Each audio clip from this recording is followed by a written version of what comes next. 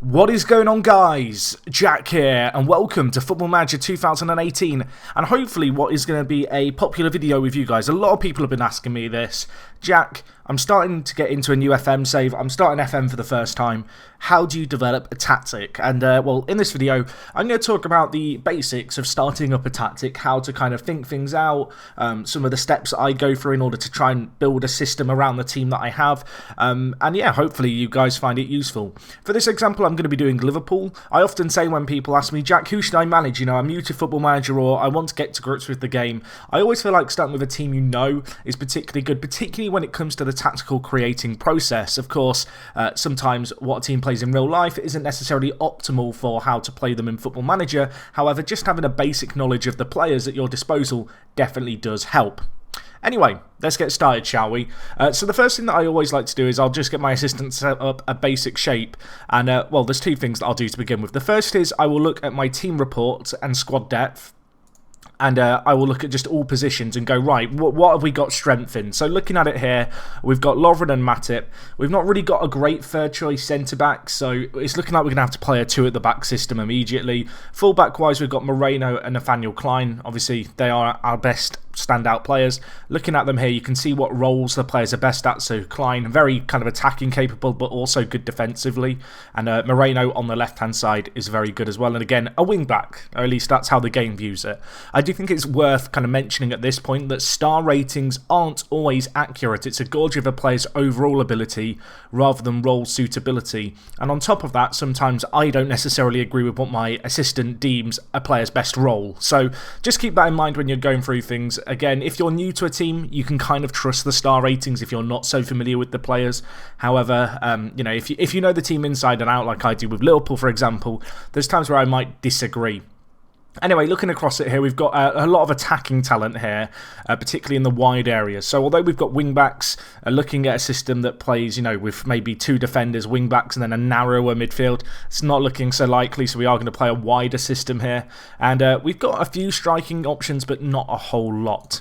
So in terms of when it comes to Jack, how do you actually start things out? I have my own custom squad view here. This is going to be on the Steam Workshop when the workshop goes live next week at the time of recording this. I know I've had a few people asking about the squad view. You will be able to use it soon. But the first thing I'll do is I'll sort by ability and I'll kind of go, right, who are the key players here? So we've got Mane, Henderson and Coutinho. And at least in the opinion of my assistant, these are the three key players for us. And I feel like with Football Manager, you want to get your best players playing in the roles that suit them. Use them as the foundations to build the rest of the team around. So in Mane, we've got a player who, if we just look at him, natural on either wing. He is right-footed. However, he can play on the left, so we have maybe got the option of inside forwards if we want to play that. And you can see, just looking at his suitability as an inside forward, he is very well suited to that role. So with that in mind, and the fact that I know that we've got good wing-backs, I'm kind of thinking here, okay, maybe we can get the wing-backs to work with the inside forwards. I feel like something that comes with time when playing Football Manager is kind of role, synergy. So how roles work alongside one another. So how does a wing-back interact with an inside forward? How does a wing-back interact with a winger? Over time, you kind of learn roles that work well together. And when we get onto the actual kind of role selection process, I will talk a little bit about how I guess over time, by playing Football Manager, you kind of work out what works with each other. But with the new analysis tools this year, there is a really useful way that you can kind of look at it all off the bat. Anyway, the next player we've got here, Jordan Henderson, another one of the key players, can play centre mid or centre defensive mid. Looking at it here, we could well play him as like a box-to-box midfielder. However, he's got a really good passing grade. You know, 16 passing, 14 vision. If we just look at him as a deep line playmaker on defend, he looks very solid indeed. The only real weakness in his game is his balance and his technique. And for those of you who don't know, obviously, the attributes that are highlighted in the darker blue are the most important for the role. The lighter ones are kind of secondary importance. So stuff like balance, whilst it's not perfect, it's not necessarily the end of the world because it is one of his secondaries. So for now at least, we'll put Henderson at deep line playmaker. Anyway, we've got Coutinho here, a very versatile player, can play a load of different positions. You can see here he can play inside forward like Mane can, but he is right-footed. So as a result, I'm thinking we'll play him down the middle as an advanced playmaker. So I will kind of preface this with, if you've been watching my Liverpool FC playthrough in FM18, I'm not going to be making the same system I made there. That would kind of be a little bit redundant. This time, I'm going for something completely different that I've not actually planned ahead yet. So we will see how this all goes down. So anyway, we now have the main building blocks in our team. In terms of player roles, as I said, we're thinking Henderson maybe on a deep line playmaker on defend. Coutinho, very good attacking player. You can see he doesn't actually shine in any one role according to my assistant. However, if we just look at Coutinho here, as a central player, you can see here as an advanced playmaker, he is very well suited to the role. If we look at an attacking midfielder, it starts to rely on a few things that aren't that great in this game, but he certainly does well. Stuff like positioning, comes into the equation. Really, Coutinho is a very good player, but it's worth noting that if we kind of look at it here, you can see playing as the attacking midfielder, we're not really making the most of his flair, whereas I feel like as an advanced playmaker, we can really kind of let him become the real heartbeat of the team. So this does present a bit of a dilemma here, because I've kind of said I want to play an advanced playmaker on Coutinho and I want to play a deep line playmaker on Henderson. And up until a few years ago, I was one of these people who was very against having more than one playmaker. I didn't always feel like it worked in FM. However, I do feel like in recent iterations of the game, from my own experience, it can work, particularly with a deeper midfielder, someone like Henderson who is going to drop deep just to get the ball off the the back four, and Coutinho really being the spearhead of the team, playing off a striker.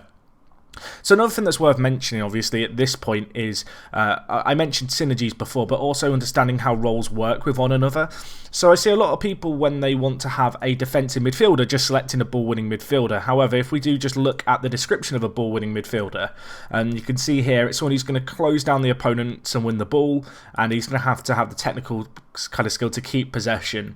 With the support role, he aims to win the ball back high up the pitch, resulting in counter-attacking opportunities. Now, I do not like the ball-winning midfielder role, generally speaking, as part of a two-man midfield, because closing down the ball, he'll hunt the space, he'll hunt the man, and in teams where they might be playing more than two centre mids, they'll find channels, they'll find passing lanes, and they're just going to, get the ball past the ball-winning midfielder, and it's going to leave our other central midfielder kind of exposed. I think I often see people, pick the ball in midfielder and think that that is a defensive midfielder role, which to an extent it is, as I mentioned, if you do have a deeper player in behind. But the two roles that I really like to use for just a defensive midfielder are simply centre mid on defend or deep line playmaker on defend. So we already have a deep line playmaker on defend. If we just look at our midfield options here in the centre of the midfield, our options, we've got Milner, Chan, Wijnaldum, Lallana. I like Emre Can in Football Manager. I think he's pretty good, and I think he's actually going to be a player who suits this system for us. Looking at James Milner, he's a good player, but he's not got the best kind of pace in the world, and particularly because we are going to have a deep line playmaker in Henderson who's a little more static with the ball, isn't going to move around quite so much. We're looking for someone with kind of quite high energy to play alongside him, someone who's going to be able to get up and down the pitch. And if we look at Emre here, his work rate of 15 is good. His acceleration is a little bit of a letdown, so trying to hit teams on the counter might not necessarily be the option, but he has got great stamina, he's got great determination. If we look at him as a centre mid, playing that box-to-box role, he's good at everything bar his finishing and that acceleration that we mentioned before. So anyway, let's put Emre Can in at centre mid. And now we have a little bit of a partnership going on here with Henderson and Emre Can. So we've got our centre mids kind of sorted, and the reason I start with centre mids is because for me they are the core of your team, they are the most important thing. The next thing I always look at is the attacking third, how we're going to line up there, but I feel like your centre mids really set the tone for how the rest of your team goes. I did also mention that Emre Can doesn't have the best shooting, and people often ask me, Jack, what player instructions do you use? Generally speaking, what do you add? And the truth is that unless I really want to tailor a role very specifically, I will very rarely add player instructions, just because I feel like PIs, they're okay, but often, the roles in game are kind of the optimal way to play. There are a few exceptions to that rule that we'll get onto in just a second. So anyway, with this box-to-box midfielder, I mentioned before Emre Can, he's not so good at his finishing, so we're going to tell him to shoot less often. If we just look at Emre here, you can see 10 finishing. His long shots aren't the worst at 13, but really, I don't want him wasting the ball. I don't want him shooting, so we're going to tell him to shoot a little less often just to close off one of the weaknesses in his game. Anyway, we've got Mane out on the left. Of course, in Liverpool, the natural kind of alternate player is Salah out on the right, so let's move him in there. And we're going to look at the final third now. So in terms of striker options at Liverpool, you are a little limited. Obviously, Danny Sturridge, very injury-prone player, but an okay player on his day. Danny Ings, a very similar player, a player we're not really looking to build around. You can see, looking at his best role, it's a complete forward. That might be worth bearing in mind when we kind of choose our system. We do have Firmino here, however, who I am going to be playing, and looking at his best roles, again, complete forward and false nine. So obviously these are both support roles, meaning that he wants to drop in deep. Looking at kind of Firmino here, of course, more of a midfielder turned attacker rather than your natural number 9. He has not the greatest pace, but he's a very intelligent footballer, very good creativity, his flair's fantastic, his vision and passing are good, so putting him in a more ball-playing striker role could be very good for us. And as I mentioned earlier, we don't have a whole lot of striking options right now, so I feel like a one-striker system is kind of what we've got to play. So looking at it here, as I mentioned, Firmino, he wants to be playing this complete forward role, which on support at least, if we just look, it's a player who looks to drop into the space, kind of create space in behind for teams to work into, and creating in space in behind is something that we definitely want to do here, because we've got two of the most rapid players in the league. We've got Mane, we've got Salah, and I'm thinking for these guys, inside forward is just the go-to role. They're both great at inside forward. Salah is left-footed and plays on the right, Mane is right-footed and plays on the left. It's a match made in heaven, so we'll set that up now. Now, with the inside forward role, it's one of these roles where if you put them on attack, they will rarely track back. However, this year, one thing that I found that's been really good to do on inside forwards is to add marking specific players, and then having, obviously, your player on the left mark the right back, and have your player on the left mark the left back. And what this does is it ensures they track back. In all honesty, up until this year's FM, I've always had kind of reservations when it comes to the inside forward role, unless you're going to play a 4-3-3 and drop Coutinho into this deeper role kind of to create the V shape in the midfield. But obviously, given the way that we're going to play today, I want these inside forwards to track back. I mentioned before about the fact that we do have some pretty good options in the wing-back positions in Klein and Moreno, so let's get them into the team right now. Moreno, obviously, a very good left-back with good kind of attacking intent. Klein is injured at the moment, but for the sakes of this video, we'll just disregard that. So looking at the team here, this is what we've got right now. It's looking okay. It's starting to look like a formation. The reason that I've got the inside forwards on attack here is obviously because I'm going to be looking for them to get in behind. So anyway, I've talked a lot about the player-based stuff now. I do want to talk about team instructions, which arguably is something that you want to, upon initially reviewing your team, once you've kind of halfway through, or once you've kind of got your core players in, you want to start thinking about how you might want to play here. And so looking at our team, looking at the way I like to play Football Manager, I do always like to play attacking football. Particularly if you are playing a bigger team, I think it's always good, particularly if your strength lies in your attack. You know, it's something that's always good to go with. And yeah, we're gonna go on attack for the sakes of this. Now, when it comes to team shape, just to go over this very loosely, as I said, a lot of this is my opinion, my interpretation of it all.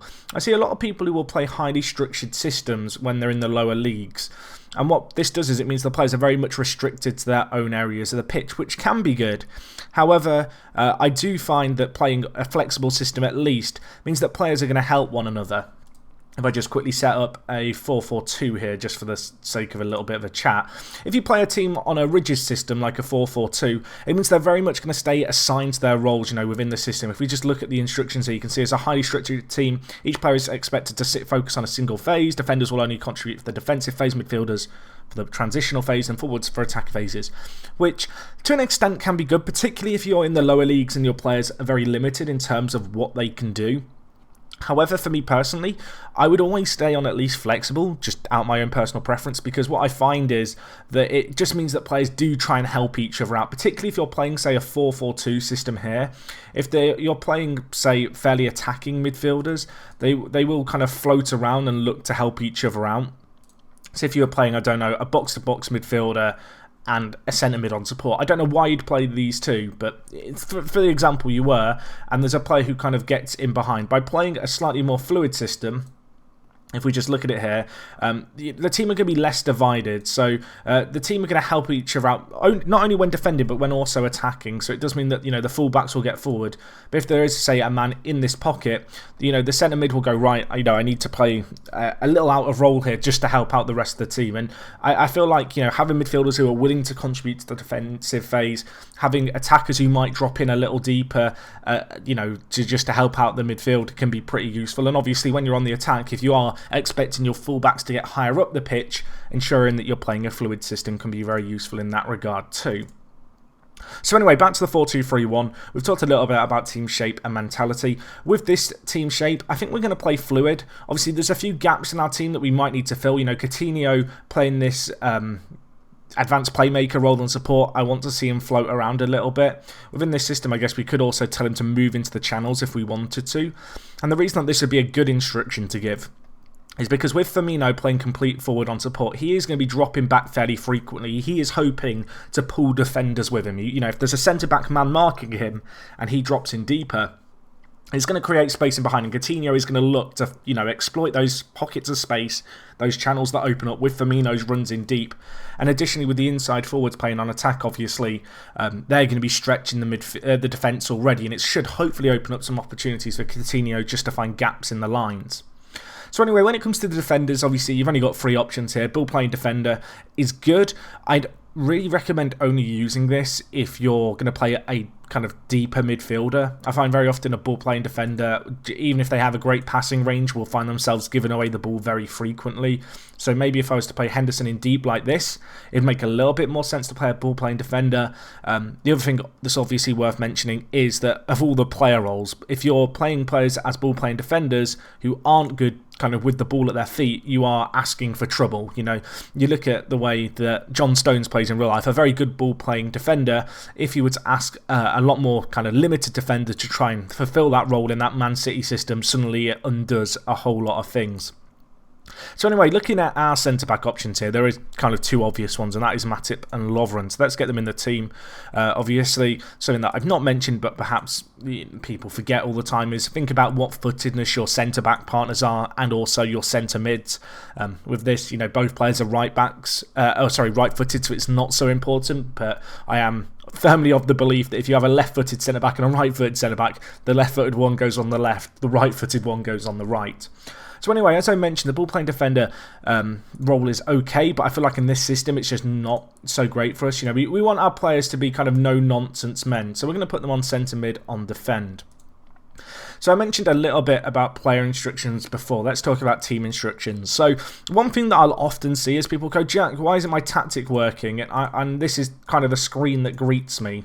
Something like this. And the reality is in Football Manager, you don't actually need team instructions if you don't want them. I feel like the default tactics are pretty good. I would say usually, at least if you're starting out with a tactic, maybe pick 3 team instructions that you would like to kind of implement into your system. So with us, we've obviously got the wing-backs, so looking for the overlap makes a lot of sense. That's going to encourage the inside forwards to hold on to the ball a little bit at times, let the full-backs come up in support, which is going to be good. Crossing, obviously with the nature of our team, we're not playing with a striker in the traditional sense. Firmino's not that great with the ball in the air. Of course, one of the options that we could have had with this system would have been to play Salah and Mane as wingers on the opposite wings. The reason for not doing that is because we've not got a striker who's great in the air. We've not got a Peter Crouch. There is no point in playing wingers out wide if the one player they've got to aim for in the middle is a player who isn't good in the air. It kind of undoes the game plan. And unless you're going to have midfielders who are terrific in the air playing off him as the striker, it just doesn't make a whole lot of sense. That was another reason behind the inside forwards that I probably should have explained a little earlier. But with team instructions, we could do low crosses. That probably makes sense. Whip crosses as well are pretty good. It can really kind of, make it difficult for defenders to deal with them. I think that is what we're going to go with, is the whipped crosses. Another good thing about the whip crosses is because they're going to be hitting with a little bit more venom, it does increase the likelihood that the crosses will fall to the inside forward on the opposite wing. So if Mane makes the cross, Salah might be coming in. If Salah's taking the cross. Mane's more likely to get on the end of it if it's whipped in. Defenders may miss it because of how hard it's going to be hit in. In terms of other instructions, defensive line is an interesting one. Obviously, naturally, I think normal is a good place to start. If you have slower defenders, which I don't think we really have in the case of this, 13 acceleration and 13 pace isn't too bad on Lovren. Matip is pretty athletic as well. In fact, he's even faster. But if you have particularly slow defenders, you may want to look at playing a deeper defensive line. However, it's really important to mention that with playing a deeper line, it's going to increase the gaps in the team. If Lovren and Matip are set a little bit deeper, it's going to leave them a little bit more alienated from the centre mids. If the centre mids then drop in, it creates an even bigger void between them and the men on ahead. And if you are going to play a deeper system, I do feel like you need to make sure you're not playing on short passing, because obviously, if you're looking for the short passes, you're not going to be getting up the pitch so much. So anyway, with our team here, as I mentioned, we're going to go for look for the overlap. We're going to go for whipped crosses. In terms of other stuff, we could play a higher tempo. We could really look to push teams, but we're not going to. I am, however, going to put close down on more. And obviously, putting close down on more with dropping deeper kind of counteracts a little bit of what I mentioned before about the gaps emerging. But the reason we're going to put closing down on more is because if I just insert a column here, I already know that one of the big strengths of this Liverpool side is the work rate. If we look at it here, we've got a very hard-working team for the most part. Henderson's going to do a shift. Both fullbacks are going to do shifts in Moreno and Klein. Mane and Salah, their work rates are okay. They're not fantastic, which is another, I guess, point for having them man-mark the fullbacks. So they're not having to close them down so much. But I do feel like with the team that we've got, having closed down more is going to work in our favour. Obviously, there is more than just the work rate that goes into this. A few other things that are worth considering are decision-making. Decisions, obviously, is going to it's going to judge how good a player's decision-making is, obviously. But to close down a man, if there's a player in behind them, the decision of do I close down this man and leave in space in behind is going to come into it. And if you're playing in a team where you don't have players who are athletically fit, have good work rate, have good decisions, have good concentration as well, playing a high-pressing game might not be to your kind of desire. I do think it's really important, as I mentioned, to really judge your squad. Try and work out what looks good in the team, where the team strengths lie, and then look to play to them. So as much as I mentioned before about certain players, playing them in their best roles to kind of, build a team around, use them as the three pillars of your team, your 3-star players, I do think it's also worth just looking at your team as a whole, going, right, where do we excel as a team? Where do we stand out? And one obviously good screen for doing this now is the strength screen. You can see here we have good passing, we have good teamwork, we have good decision makers. And this team report page is a super valuable one that I definitely kind of suggest you use, not only because it's good for looking at your strengths, but at a glance, particularly when you're new to a team, it's good for seeing what your weaknesses are. We're not so aggressive in the tackle right now. Jumping isn't very good in the air, which is another reason to play the inside forwards I mentioned before. And this screen as a whole is a really good kind of quick glance way to just look at what players you have. Obviously, another thing you can do is you can just look at the attribute views here. So, for example, you could just look at all the mentals if you wanted to. You could see, right, where are we lacking? So you can see here, generally speaking, actually, at Liverpool, we have a pretty good team. Mane, concentrations, not the greatest. We have a little bit of a leadership gap, as our team report suggested, but generally speaking, the mentals aren't too bad. And I really suggest when you first come to a club, you take your time, you kind of evaluate what you've got. Of course, it's worth mentioning, I've built this team just entirely around the players that I already have. If you're a team with a bit of transfer budget, I never start taking over a team and just look in the transfer budget, in the transfer market immediately. Look at what your team has, look at how you want to play, how your team fits, how you want to play, and go from there. I often see people ask me, Jack, do I build a team to fit my tactics, or do I build my tactics to fit my team? And whilst I feel like you always have to have a team that kind of fits the tactics you want to play, if you've got the money to spend, there is no harm in having a system where there's one or two bits of the jigsaw missing, and looking then in the transfer market, obviously, to add those players to your team. So anyway, I hope this helped. Obviously, there is way more detail I could go into. I feel like I'm going to watch this video back and there's going to be all sorts of bits that I've missed. As I said, with tactic building in Football Manager, it's very much down to your own preferences. Everyone has their own way of doing things. I think another thing that's worth mentioning, certainly, is the fact that a lot of it comes with practice, a lot of it comes with just knowing what roles work with one another. Because I started the save right at the start, you can see here the analysts button is greyed out. English is hard, let me tell you. But the English, this button's greyed out. But what you can do is you'll be able to see the red squares in behind. You probably are familiar with this if you've been playing the game a little bit already, and it will give you a really good breakdown of how your roles work with one another, which I strongly encourage you to work into. As I mentioned, the pairings is a really important thing to think about. How is an inside forward going to work with a wing back? How would a fullback on attack work with an inside forward? And some of this you can do by just kind of saying, hang on a minute, are results working? But obviously the best way to do it is simply to watch a game in full and just look at how one another, kind of player wise, they work around with each other. And I feel like with tactic buildings as well, just to go into this a little bit, you will never get it right straight away. You will have to iterate on your tactics. You'll tweak things as you see fit. Maybe certain players aren't performing in the roles you thought they'd work in.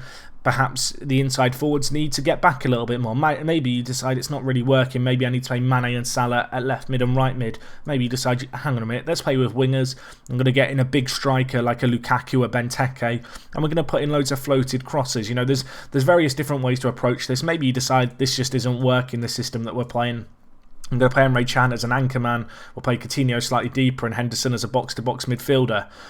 There's so many different ways you can approach it. And a Liverpool team here, obviously, it's a little bit different to perhaps your standard team in the sense that there's a lot of Liverpool players who can play a variety of different roles well. In the lower leagues, your options are going to be significantly more limited, and there is compromises that have to be made. You might not be able to play every player in their best role, and you shouldn't try to.